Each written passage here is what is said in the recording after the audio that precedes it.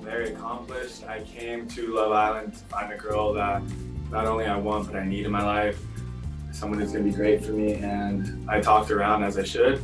I found Laurel, and it was a roller coaster, but I accomplished what I wanted, so I'm very happy about it. We both did, have very different journeys. I came in later in the game, but I honestly didn't think I was going to leave Costa where I've said multiple times. But Carrington came through, and we actually built something from the ground up. It's really great that we're going to carry into the outside world, which is exciting because that's both what we came in here looking for.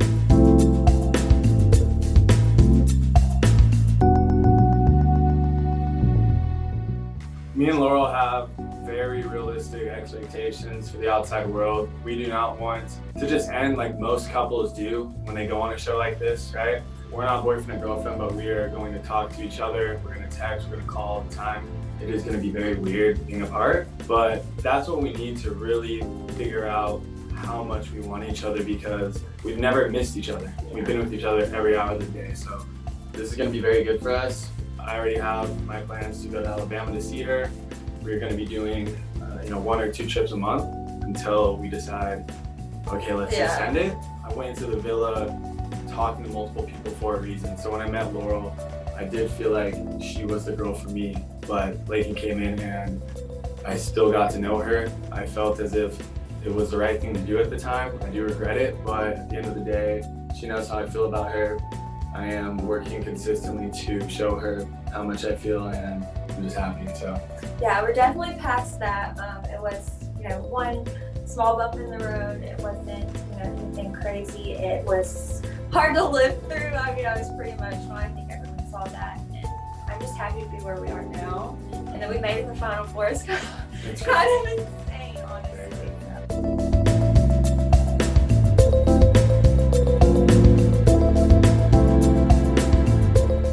There's none, and the funny thing about Lakin is she was trying to be in Laurel's shoes. She said many times Laurel was not right for me, she wanted to be with me. So this is just out of spite, and me and Laurel know that we wouldn't listen to someone who wants to talk about a relationship who clearly wanted to be with me. I mean, it just wouldn't make any sense to really listen to her, so. I don't really have much to say on that. I was put in a tough position. It was just, an emotional roller coaster for me, and I don't want to relive it, so it's kind of in the past. I think, we're mainly focused on ourselves moving forward, not really about what anyone else has to say or anyone's negative opinions, because obviously, with this show, I'm sure there's going to be some of those, but we're trying to, focus on the positives, for sure. And if I was really just caring about the show, or trying to be fake in any way, I would have stuck with the first Kirsten, person. Kirsten was very into me. I ended up wanting to be friends with her, and I could have just faked it, but I didn't. I was real to myself, I was real to my heart, and it took me to a good place, so. I feel like, even the fact of him wanting to get to know Lakin shows a lot about, how he viewed the experience, really taking it in and making the most of it. If he was only worried about the show, then I feel like he could have easily just picked her as me, because at that point he had already gotten to know her and that was already kind of an issue. So sticking with me really wouldn't have made a difference on it.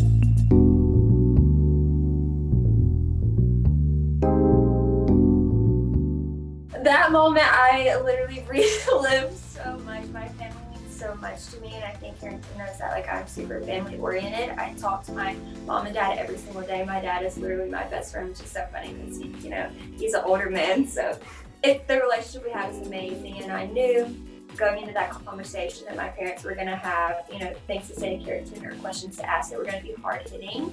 I was so proud sitting in that moment, watching him talk to them, and the way he handled himself was amazing. I was well shocked with the fact, that he was being how he was. He was so respectful and just taking everything.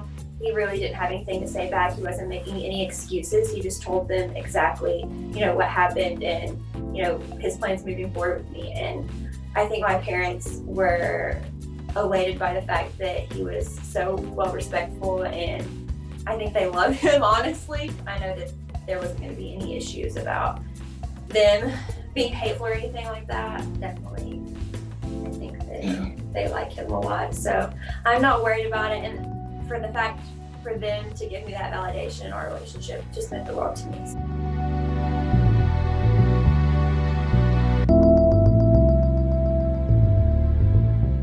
Yeah, honestly, it was so weird to me as well. I feel like, you know, our friendship was not conventional at all. I feel like it was probably even weird for Carrington a little bit, but I feel like because she had been through some of the same situations and in the same boat as, you know, I was going through that Carrington like put her in, we just kind of bonded over that. We bonded over a lot of things actually. She's a great girl. I love her to death. I can't wait to get out of here and like hang out with her and talk with her. I miss her.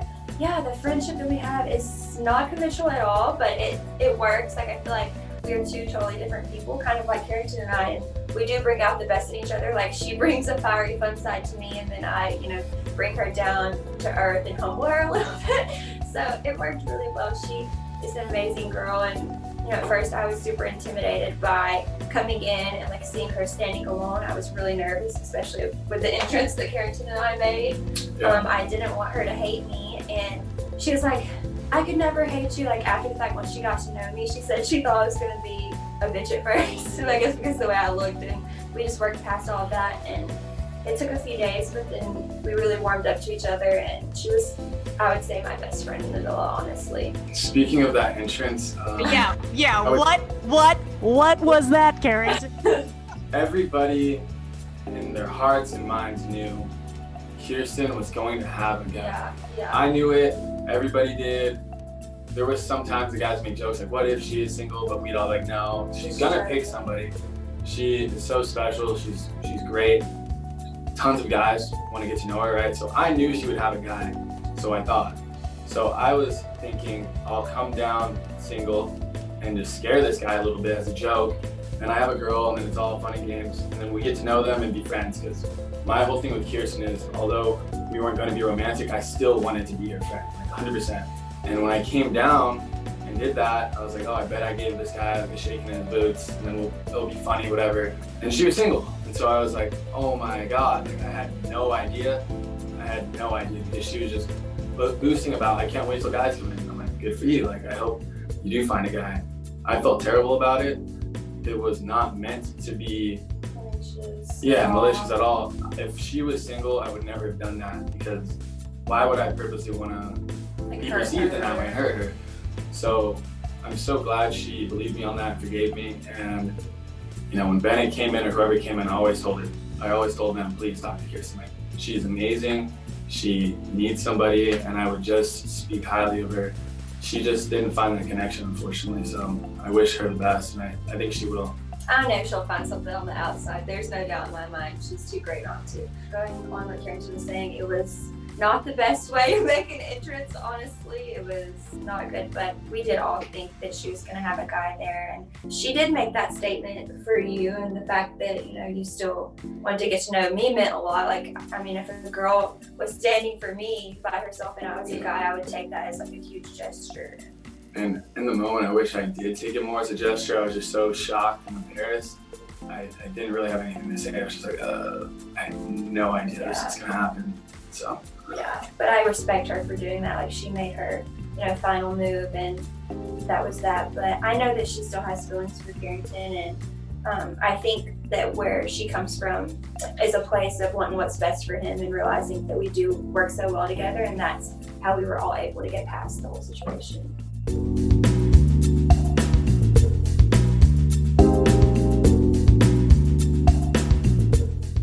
I hope that people saw me as honest, because I went in there to experience a reality dating show. I wanted to talk to people. Everybody that came in, male or female, was amazing, with a great personality, very good looking. Like, my goal wasn't to come in, find someone early, and fall in love in 4 weeks. My goal was to find someone to bring to the outside world. If I fell in love during the show, awesome. But I wasn't just there to try to fall in love with someone who didn't make me have those feelings. It was just to find somebody, and me and Laurel had a late start, but there's plenty of time to find love. So I hope they just saw that I had a normal dating experience, and it was just filmed. You talk to people and you realize there's one person you want to talk to in particular. That's how it goes on the outside, and that's how I treated this show. So it's just real. I just hope that I came off as myself, so that's pretty much it. I feel like, you know, through all of that, you don't really get caught up in the cameras and stuff like that, but sometimes being in these situations, you don't want to lose yourself. And so I really hope that, you know, I stayed true to myself and I came off as genuine and authentic.